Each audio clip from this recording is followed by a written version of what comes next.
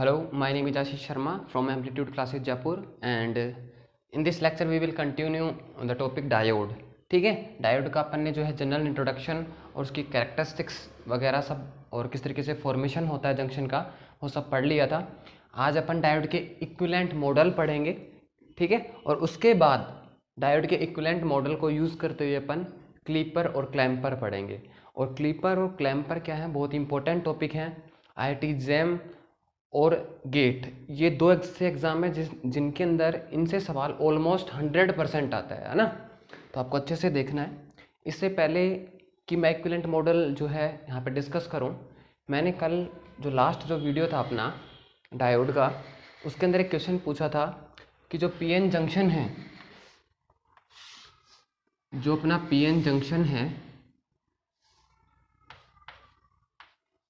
तो ये जंक्शन है और डिप्लेशन लेयर है ये, है ना।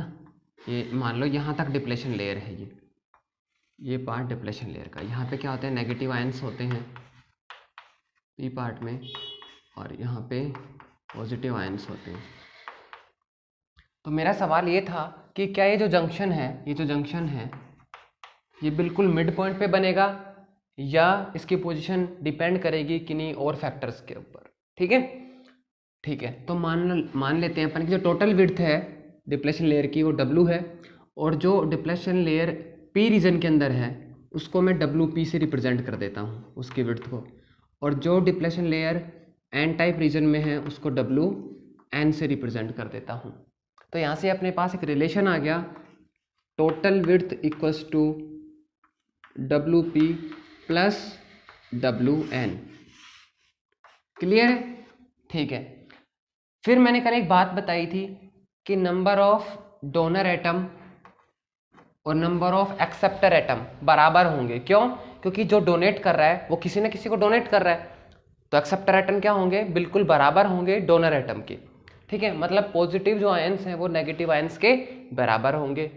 हर एक एटम एक इलेक्ट्रॉन दे रहा है और हर एक एटम एक ही इलेक्ट्रॉन ले रहा है, इसका मतलब देने वाले और लेने वालों की संख्या बराबर होगी। मतलब in depletion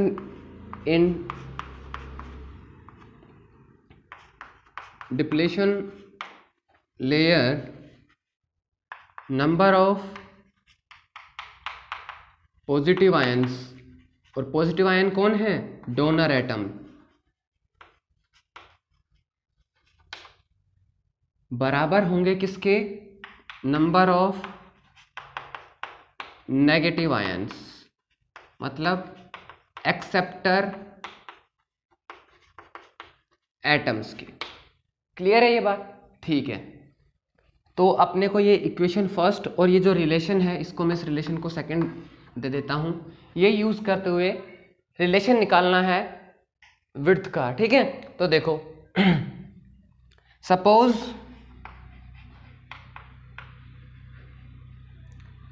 concentration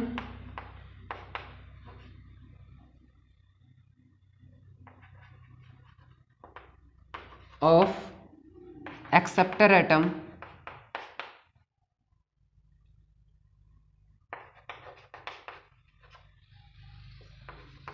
is Na।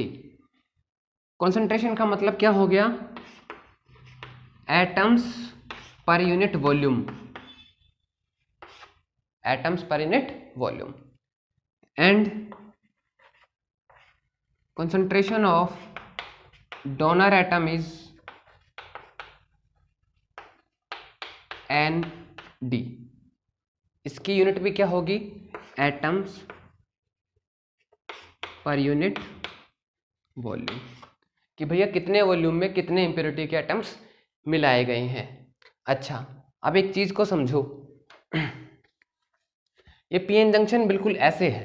ठीक है, ये जंक्शन यहाँ बना, ये व्हाइट लाइन जो है, और depletion layer suppose that P part में यहाँ तक है और N पार्ट में यहाँ तक है। ये P पार्ट है और ये N पार्ट है। विड्थ इसकी WP हो गई, इसकी WN हो गई, टोटल W हो गई। लेकिन क्या इस जंक्शन का क्रॉस सेक्शन एरिया दोनों के लिए अलग अलग होगा क्या? नहीं, सेम होगा। ये क्रॉस सेक्शन एरिया है जंक्शन का। अरे भाई, इसको अगर आप काट के यहाँ से बाहर निकालते हो तो इसका क्रॉस सेक्शन एरिया क्या होगा, ये वाला होगा। तो क्रॉस सेक्शन एरिया दोनों के लिए क्या होगा, सेम होगा। ठीक है, चलो तो देखो अपन ये वाला जो रिलेशन है ये यूज करते हैं। नंबर ऑफ पॉजिटिव आयन क्या हो जाएंगे डिप्लेशन लेयर के अंदर, नंबर ऑफ पॉजिटिव आयन कैसे निकाल सकते हैं अपन कि जो डोनर डेंसिटी है उस डोनर डेंसिटी को वॉल्यूम से मल्टीप्लाई कर दूं, क्योंकि डेंसिटी क्या है एटम पर यूनिट वॉल्यूम, तो अगर मैं वॉल्यूम से मल्टीप्लाई कर दूंगा तो क्या आ जाएगा नंबर ऑफ डोनर एटम आ जाएगा। तो number of donor atom into volume, volume कैसे निकाल सकता हूँ cross section area into width, width कितनी है डोनर एटम के लिए WN, कितनी है WN। अच्छा ये किसके बराबर होगा नंबर ऑफ नेगेटिव आयन के, मतलब number density of acceptor atom, area वही होगा लेकिन विड्थ अलग है WP। इस रिलेशन को मैं कह देता हूँ इक्वेशन नंबर 3। यहां तक कोई प्रॉब्लम हो तो आप बताओ, एक बार आप दोबारा रिवाइंड करके देख सकते हो यहाँ तक अगर कोई आपको दिक्कत है तो। इसके बाद मैं इक्वेशन फर्स्ट और थर्ड को यूज करूंगा और एक रिलेशन एस्टेब्लिश कर दूंगा। चलो देखते हैं आगे।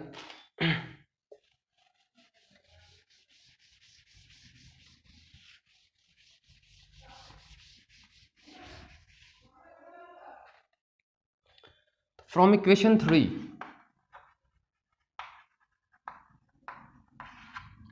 देखो मैं WN इक्वल्स टू कितना लिख सकता हूँ, देखो ए से ए कैंसिल आउट हो जाएगा तो WN इक्वल्स टू क्या लिख सकता हूँ मैं NA divided by ND into WP। बोलो लिख सकता हूँ या नहीं लिख सकता हूँ। Let this equation is equation number 4। Similarly अगर मैं WP के लिए रिड्यूस करता हूँ तो क्या लिख सकता हूँ WP इक्वल्स टू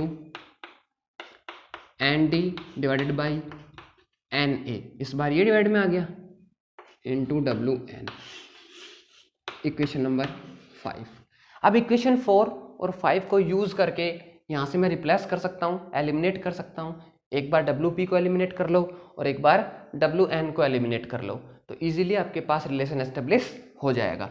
तो जैसे अगर मैं WN को यहाँ पे एलिमिनेट करता हूँ तो फ्रॉम इक्वेशन फर्स्ट एंड 4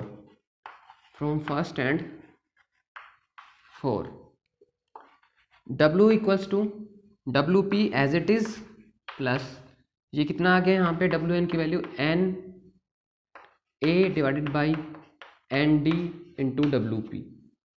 तो W equals to WP common आ जाएगा, ये आ जाएगा 1 plus NA divided by ND। तो मैं WP इक्वल्स टू क्या लिख सकता हूँ W divided by 1 plus NA divided by ND, और ये एक इंपॉर्टेंट एक्सप्रेशन है। सिमिलरली अगर मैं WN की जगह इस बार WP को एलिमिनेट करता हूं इक्वेशन फर्स्ट से तो क्या होगा फ्रॉम फर्स्ट एंड 5 देखो W इक्वल्स टू WP की जगह आ जाएगा ND divided by NA WN plus WN, यह जगह W equals to ND divided by NA plus 1 और WN कॉमन, तो यहाँ से WN कितना आ जाएगा W divided by 1 plus ND upon NA।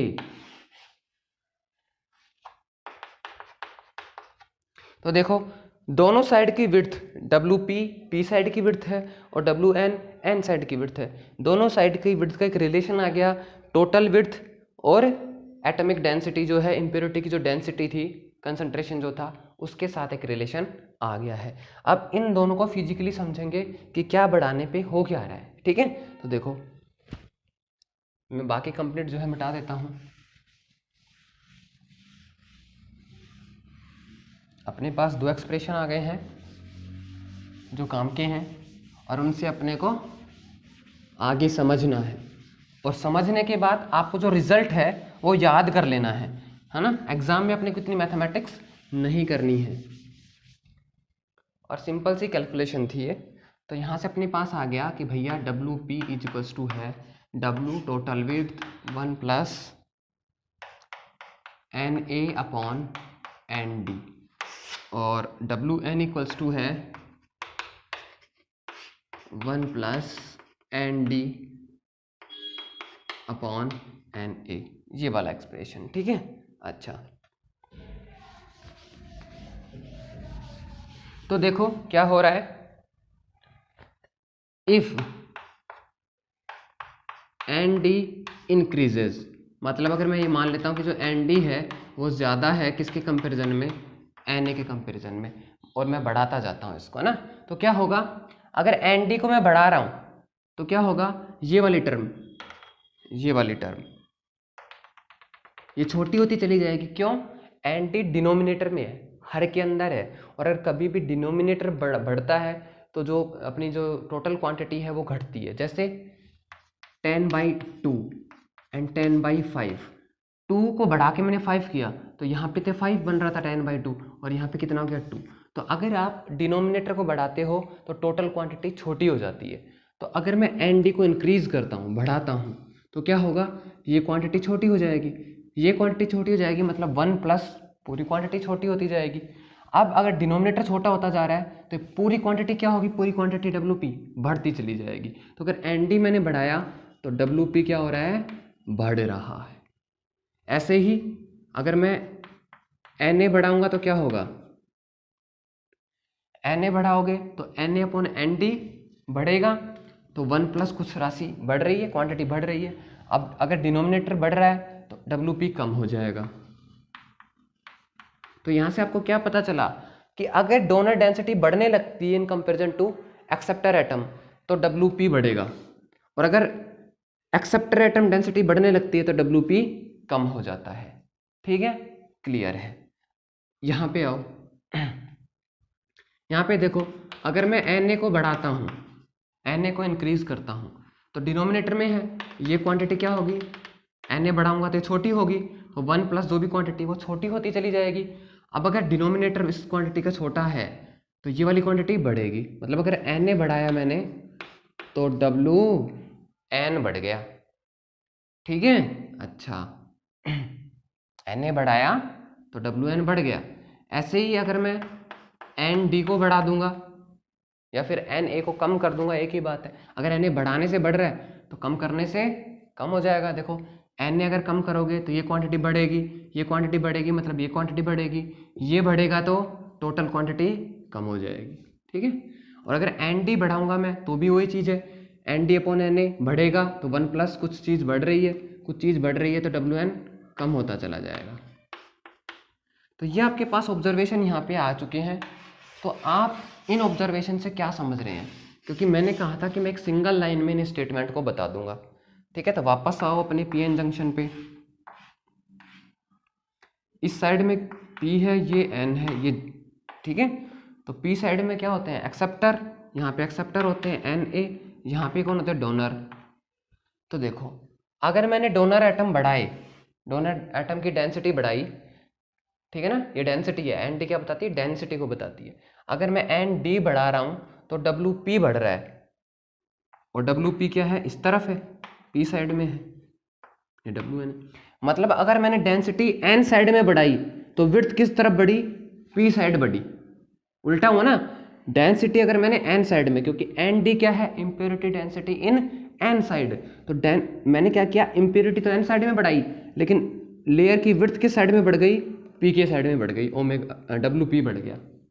अगर मैंने एक्सेप्टर का बढ़ा रहा हूँ, देखो एक्सेप्टर का बढ़ा रहा हूँ तो डब्ल्यू पी कम हो रहा है, मतलब डब्ल्यू पी कम हो रहा है। तो देखो एक्सेप्टर का बढ़ाने पे क्या हो रहा है, डब्ल्यू एन बढ़ रहा है। मतलब जब आपने एन ए की इम्प्योरिटी बढ़ाई तो विड्थ किसकी बढ़ी, डब्ल्यू एन बढ़ा। देखो, इसका मतलब क्लियर क्या है कि आप जिस तरफ की डेंसिटी बढ़ाओगे, इम्प्योरिटी डेंसिटी, उसके अपोजिट साइड डिप्लेशन लेयर की विड्थ बढ़ेगी। बोलो आया नहीं आया समझ में, क्या है रिजल्ट आया कि आप जिस साइड इम्प्योरिटी बढ़ाओगे उसके दूसरे वाली साइड में विड्थ बढ़ेगी। मतलब अगर मैंने एक्सेप्टर एटम की डेंसिटी बढ़ाई तो क्या बढ़ेगा, डिप्लेशन जो लेयर है उसकी विड्थ एन साइड में ज्यादा बढ़ेगी। क्लियर है। अच्छा, तो एक लाइन में स्टेटमेंट क्या हो गया, if we increase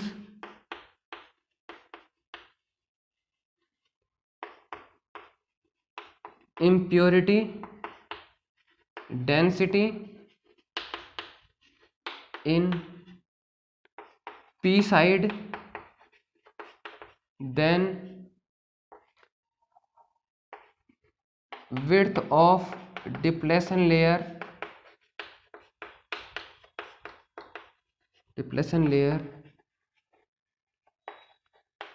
will increase in n side. मतलब आपने अगर, ये क्या है, इम्प्योरिटी की डेंसिटी तो है एन डी और एन ए, तो अगर आपने इम्प्योरिटी की डेंसिटी पी साइड में बढ़ाई तो डिप्लेशन लेयर की विड्थ किधर बढ़ रही है, एन साइड में, and vice versa. Vice versa का मतलब क्या है कि अगर आपने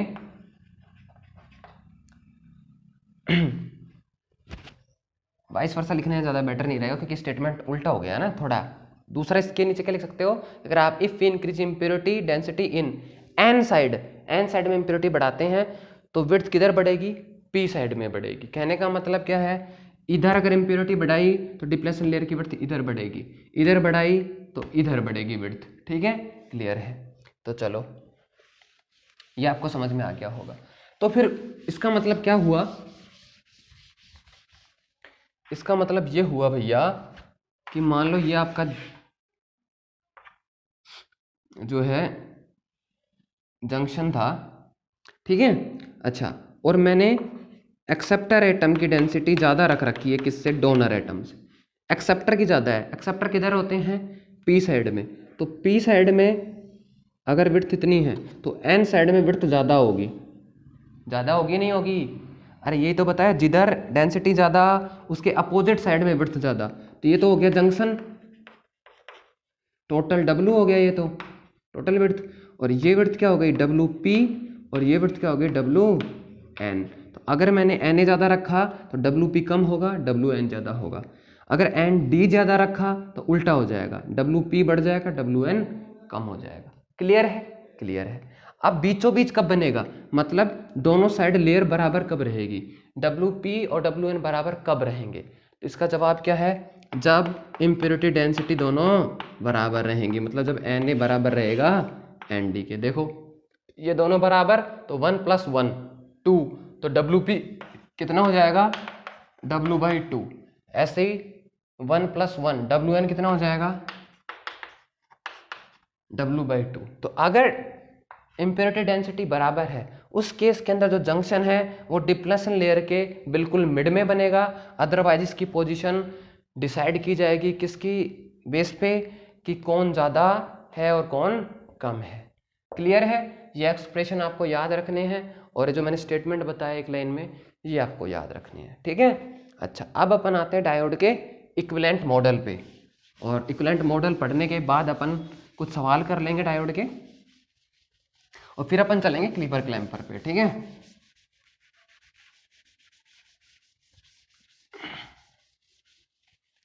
और जो क्वेश्चंस की मैंने वीडियो बनाई थी सर्किट थ्योरी की, 4 क्वेश्चंस जो हैं ग्रुप में डाले थे कल या परसों, तो मैंने उनके जो है डिस्कशन का वीडियो कंप्लीट बना के अपलोड कर दिया है, वो वहाँ से आप चेक कर सकते हो।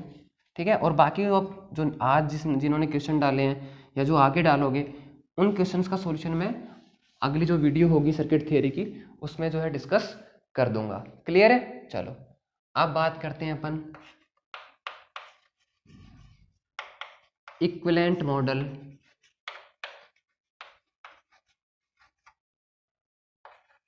ऑफ डायोड, और आई कैन से मॉडल्स, क्योंकि अपन एक से ज़्यादा मॉडल पढ़ेंगे। ठीक है? तो जो सबसे पहला है वो प्रैक्टिकल मॉडल है अपना। ठीक है? एक्सपोनेंशियल मॉडल, और ये अपन कल पढ़ चुके हैं इजीली, आप समझ भी सकते हैं इसको। एक्सपोनेंशियल मॉडल, इसके अंदर क्या है कि जो करंट और वोल्टेज का रिलेशन है वो कैसा होगा, I = IS एक्सपोनेंशियल EV/kBT, और नीटा भी लिख सकते हो आप, आइडेंटिटी फैक्टर -1। ये रिलेशन होता है करंट वोल्टेज का। और कैरेक्टरिस्टिक कैसी होती है, करंट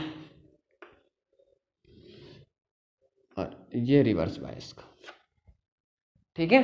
अच्छा, तो ये अपन पढ़ चुके हैं, ये प्रैक्टिकल मॉडल है, प्रैक्टिकल इसी तरीके से जो है बिहेव करता है। लेकिन अपन इलेक्ट्रॉनिक्स के जो और यूज़ करते हैं डायोड के एप्लीकेशंस, तो उसके अंदर क्या मॉडल जो है अपन रिप्लेस कर सकते हैं। तो दूसरा जो मॉडल आता है उसको अपन आइडियल मॉडल कहते हैं, आइडियल मॉडल, और इसको लीनियर मॉडल भी कहा जाता है।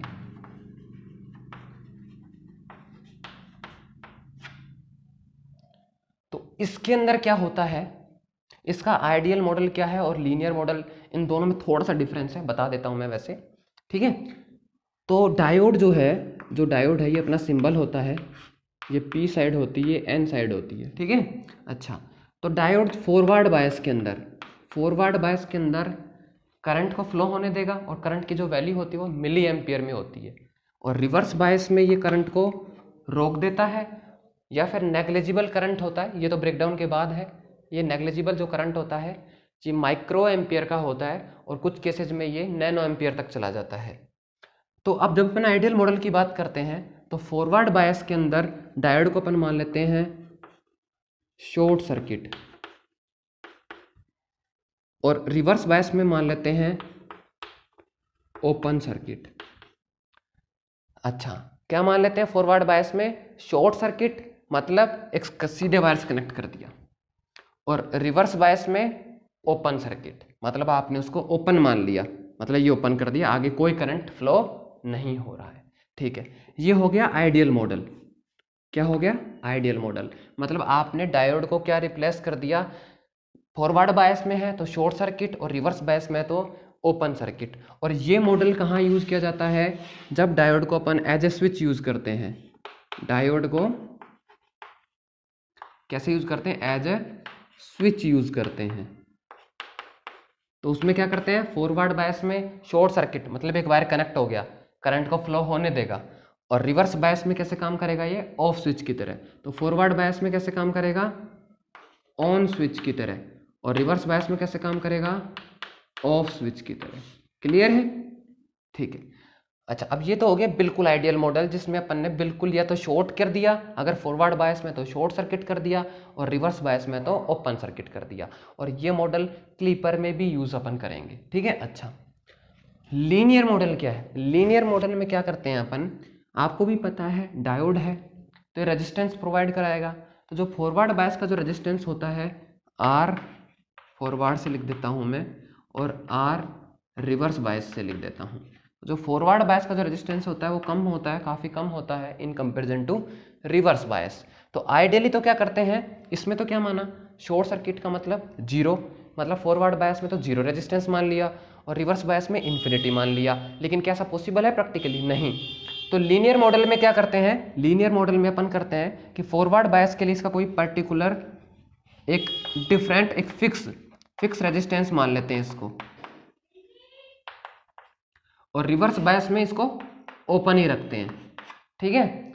या फिर रिवर्स बायस में, क्योंकि ये जो वोल्टेज अगर आपने फॉरवर्ड बायस में आर बी जो भी माना है आपने, फिक्स आर मान लो, तो रिवर्स बायस में तो बहुत ज़्यादा होता है, तो रिवर्स में तो ऑलमोस्ट ओपन रख लेते हैं, लेकिन फॉरवर्ड बायस में इसको एक फिक्स्ड रेजिस्टेंस से रिप्लेस कर देते हैं। तो ये जो है किसके इक्विवेलेंट हो जाएगा? एक रेजिस्टेंस के। अब रेजिस्टेंस के इक्विवेलेंट हो गया तो इसके अंदर कर्व कैसा आएगा? ये तो कर्व आएगा भाई, मान लो ये V है, ये I है, V प्रोपोर्शनल I, यही आएगा ना। अगर आपने क्या किया, आइडियल मॉडल तो क्या हुआ कि आपने डायोड को अगर फॉरवर्ड बायस है मतलब ऑन स्विच है, शॉर्ट सर्किट कर दिया, बिल्कुल एक सीधे वायर से कनेक्ट कर दिया। रिवर्स बायस है तो ऑफ स्विच, मतलब एक ओपन सर्किट से कंप्लीट कर दिया, इसको ओपन सर्किट मान लिया इसको।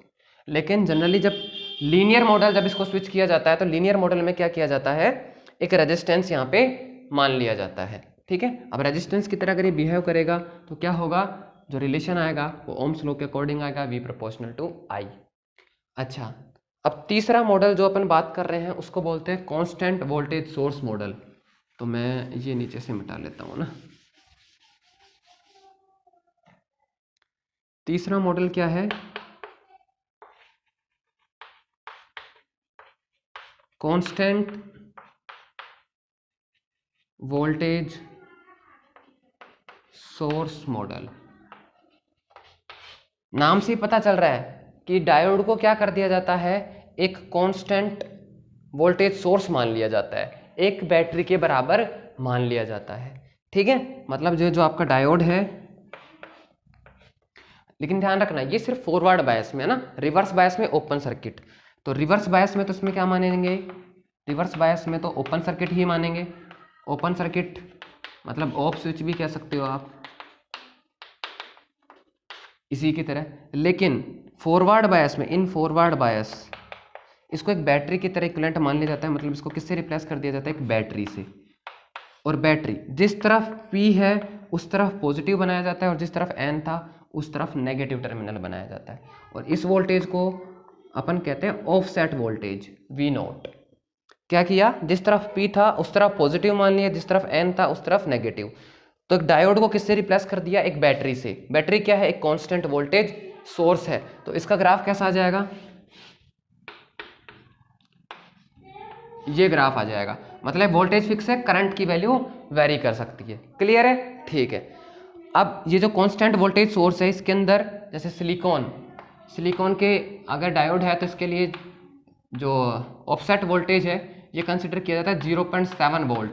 एग्जाम में आपको देगा, नहीं देता है तो आपको ये थोड़ा याद रखना है। सिलिकॉन के लिए 0.7, जर्मेनियम के लिए 0.3 वोल्ट, और जर्मेनियम आर्सेनिक के लिए 1.2 वोल्ट। ठीक है, तो सिलिकॉन के लिए 0.7, जर्मेनियम के लिए 0.3। मतलब डायोड को किससे रिप्लेस कर दिया, एक बैटरी से। अब आप कहोगे कि P साइड पॉजिटिव और N साइड नेगेटिव क्यों लिया, तो ये जो टर्मिनल बनाए गए हैं ये किसके अकॉर्डिंग बनाए गए हैं, according to the direction of current. अगर ये फॉरवर्ड बायस में है, फॉरवर्ड बायस में तो करंट किस तरफ फ्लो करेगा, इस तरफ फ्लो करेगा।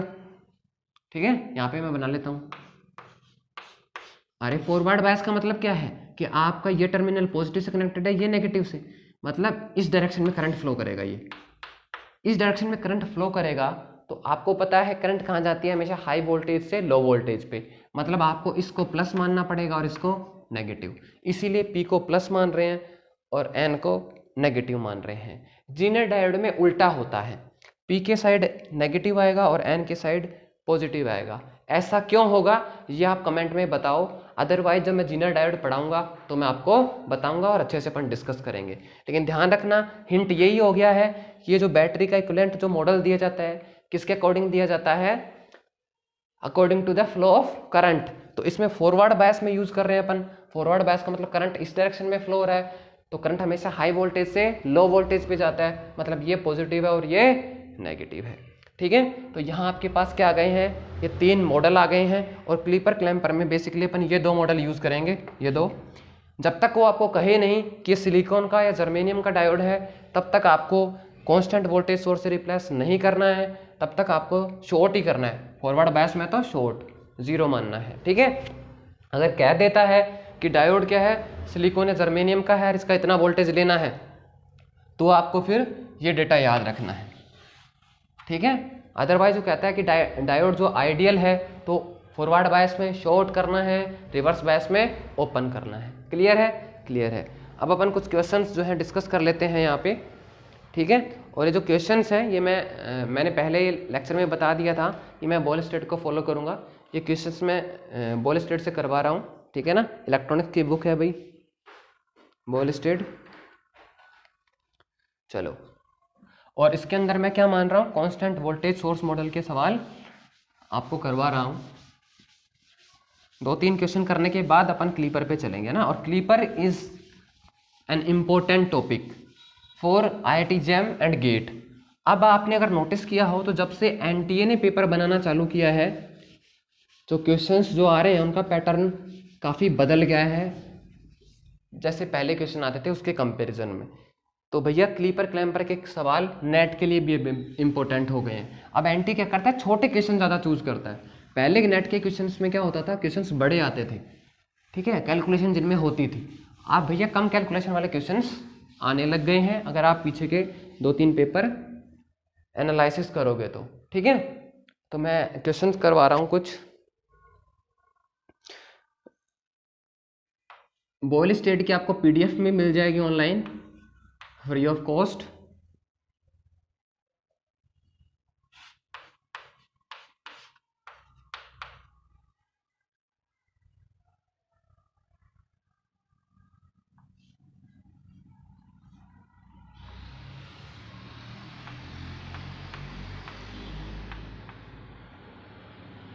ठीक है, आइए 2 किलो में ले लेते हैं, कैलकुलेशन में इजी रहेगा, छोड़ो।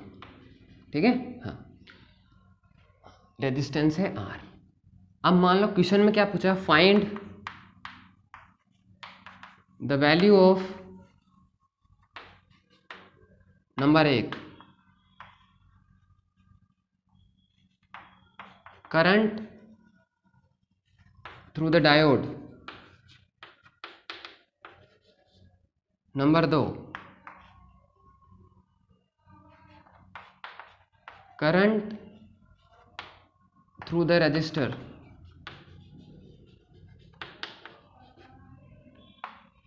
Number 3 voltage drop across diode, number 4 voltage drop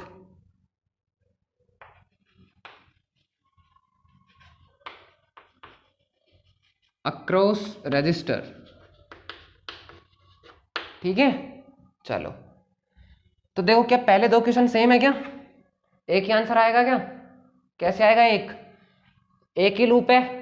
अब अगर यहाँ पे करंट मान लो आई है, तो यह क्या और कहीं जा सकता है करंट? यहाँ पे भी करंट आई ही रहेगा, मतलब डायोड और रजिस्टर में से सेम ही करंट फ्लो हो रहा है, तो दोनों क्वेश्चन सेम ही है। और मान लेता हूँ मैं डायोड के क्रॉस वोल्टेज कितना है VD और रजिस्टर के क्रॉस कितना है VR। ठीक है, तो अब अपने को I, VD और VR कैलकुलेट करना है। चलिए करते हैं।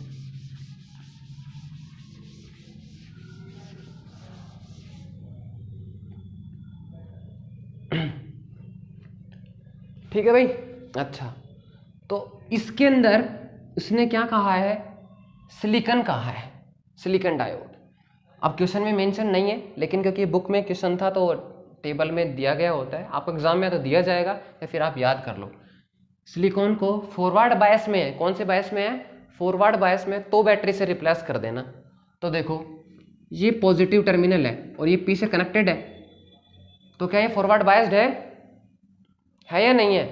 बिल्कुल है, डायरेक्ट ही पॉजिटिव टर्मिनल से कनेक्टेड है, मतलब ये फॉरवर्ड बायस्ड है। ये क्या है? डायरेक्ट फॉरवर्ड बायस्ड है।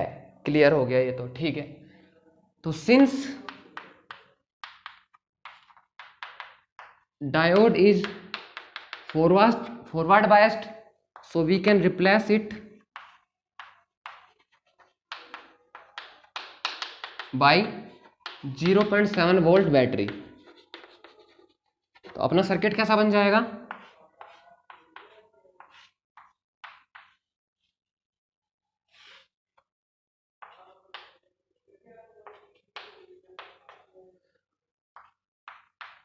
तो देखो, पहली चीज, अगर आप इसको 0.7 वोल्ट बैटरी से रिप्लेस कर रहे हो, इसका मतलब VD कितना हो गया? 0.7 वोल्ट। ये लो, क्यों किया रिप्लेस? क्योंकि ये फॉरवर्ड बायस में था और सिलिकॉन डायोड था, तो सिलिकॉन डायोड को फॉरवर्ड बायस में कितने की बैटरी से रिप्लेस कर सकते हैं? 0.7 वोल्ट से। क्लियर है? चलो, अब कैलकुलेट क्या करना है? करंट इसमें से, तो करते हैं भाई। ये 8 वोल्ट की बैटरी है, KVL यूज करता हूं, ये माइनस ये प्लस, ये करंट इस तरीके से फ्लो हो रहा है, तो ये प्लस और ये माइनस। ठीक है, तो यहां से स्टार्ट कर देता हूं, मैं इस डायरेक्शन में घूम रहा हूं मैं। माइनस आया पहले, तो -8 प्लस VD आया, क्योंकि पहले प्लस ही आ रहा है ना, वापस से प्लस आया, कितना आया? I इंटू R, और R कितना है? 2 किलो ओम, तो 2I। किलो ओम है मतलब रेजिस्टेंस, अगर किलो ओम में है मतलब करंट मिली एम्पियर में आएगा, इक्वल टू 0। VD की वैल्यू रख देना 0.7, तो 2I इक्वल्स टू 8, उधर जाएगा प्लस का, -0.7, तो I इक्वल्स टू कितना जाएगा? 8 माइनस 0.7 का मतलब 7.3 डिवाइडेड बाई 2। ये आ जाएगा करंट, किस में आएगा? मिली एम्पियर में। मिली एम्पियर में क्यों? क्योंकि रेजिस्टेंस किलो ओम में था।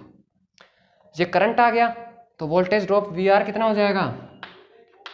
Resistance into current 7.3/2।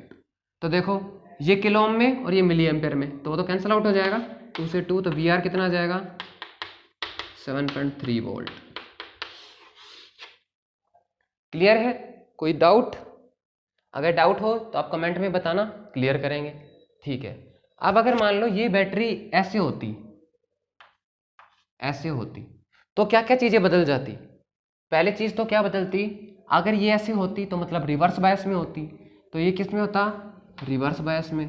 So we can replace it by open circuit. किससे रिप्लेस कर सकते हैं? ओपन सर्किट से। तो ये ओपन हो जाता यहां से, और इसके क्रॉस जो वोल्टेज है वो ही क्या है? VD है। अच्छा, अब ओपन हो गया तो VD कितना हो जाएगा? देखो ये टर्मिनल प्लस से जुड़ा हुआ है और ये वाला टर्मिनल माइनस से जुड़ा हुआ है। अब क्योंकि सर्किट ओपन है तो करंट तो फ्लो होगा नहीं, तो करंट तो कितना आ जाएगा? 0। अब क्योंकि इस पे कोई वोल्टेज ड्रॉप नहीं आ रहा तो VD क्या हो गया? डायरेक्ट इस बैटरी के बराबर हो गया, तो VD कितना हो जाएगा? 8 वोल्ट। और VR करंट कुछ फ्लो हो नहीं रहा तो VR कितना हो जाएगा? 0। तो करंट 0, ठीक है, करंट 0 क्यों हो गया? क्योंकि सर्किट ओपन हो गया। अब करंट अगर 0 है तो इसमें से कोई वोल्टेज ड्रॉप होगा क्या? नहीं होगा, क्योंकि रेजिस्टेंस में वोल्टेज ड्रॉप कब होता है? जब करंट फ्लो होता है। तो I/R 0। क्यों? देखो, अरे ये देखो, यही पॉइंट यहाँ कनेक्ट है, आपको करंट नहीं है तो जितना रेजिस्टेंस, जितना वोल्टेज ड्रॉप यहाँ है उतना यहाँ है, उतना यहाँ है। लेकिन इन दोनों पे अलग अलग है। कैसे? इसका ये तो पॉजिटिव से जुड़ा हुआ है, ये नेगेटिव से, तो 8 वोल्ट के बराबर हो जाएगा VD। क्लियर है? तो इस सवाल से आपको थोड़ा सा आइडिया लग गया होगा। ठीक है, चलो अब आगे और सवाल करते हैं अपन थोड़े।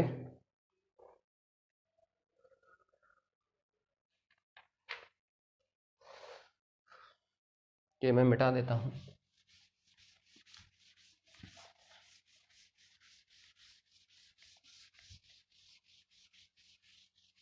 और देखो, आप अपने जो है रिव्यूज़ हैं वो ज़रूर बताएं, क्योंकि मैं अपनी तरफ से बेस्ट देने की कोशिश कर रहा हूँ और ये हमेशा से मेरी आदत रही है ना। मैं चाहे क्लासरूम में पढ़ा रहा हूँ चाहे ऑनलाइन पढ़ा रहा हूँ, मैं कोशिश करता हूँ कि मैं अपना बेस्ट दे सकूँ, क्योंकि देखो टाइम अगर मैं दे ही रहा हूँ तो बेस्ट तरीके से दूँ। ठीक है ना? तो मैं चाहता हूँ कि आप जो रिव्यू दें वो ऑनेस्टली दें, एकदम ऑनेस्ट ओपिनियन दें कि सर ये कमी है।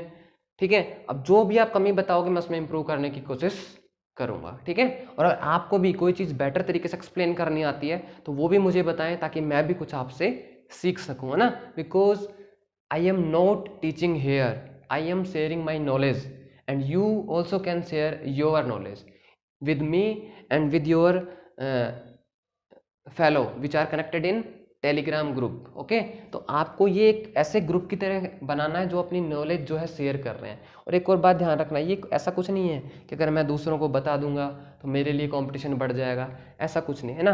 टांग खींचने वाले मेंढक कभी भी बाल्टी से बाहर नहीं आ सकते, है ना। क्योंकि जब मैं स्कूल के अंदर था तो हमारे सर ने मुझे कहानी सुनाई थी, है ना। मैं आपको सुना देता हूँ। अच्छा, एक बार एक साइंटिस्ट होते हैं, वो बायोलॉजिस्ट होते हैं, बायोलॉजी के जो है प्रोफेसर होते हैं। तो वो क्या करते हैं, एक बाल्टी के अंदर के बकेट के अंदर फ्रॉग्स मेंढक लेके जाते रहते हैं, बहुत सारे मेंढक उसके अंदर होते हैं।